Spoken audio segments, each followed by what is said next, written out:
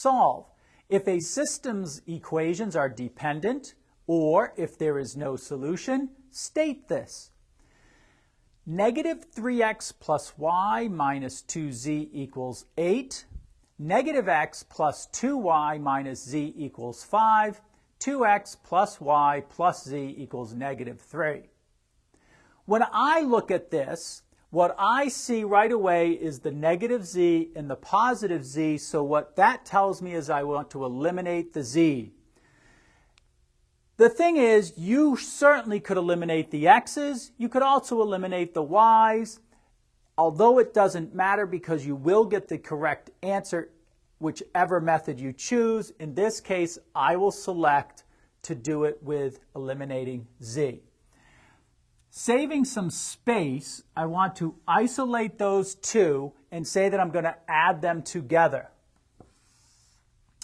Negative x plus 2x is x, 2y plus y is 3y, negative z plus z is 0, 5 plus negative 3 is 2. So I have eliminated the z, but I now need to take and eliminate the z by taking the first equation and adding it to twice the second equation. So I'm going to have to multiply the second equation by 2.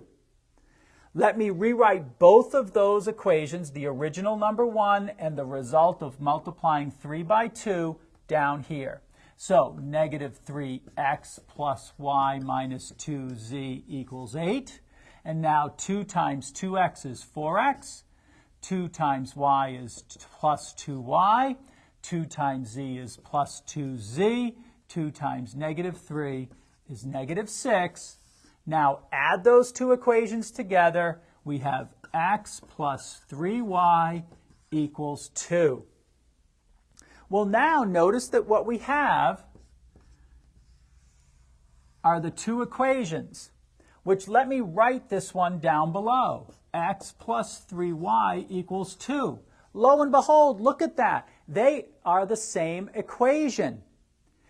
If I tried to solve these, I would get 0 equals 0, which of course is true. That tells me that any solution that works in one of the equations will work in the other two.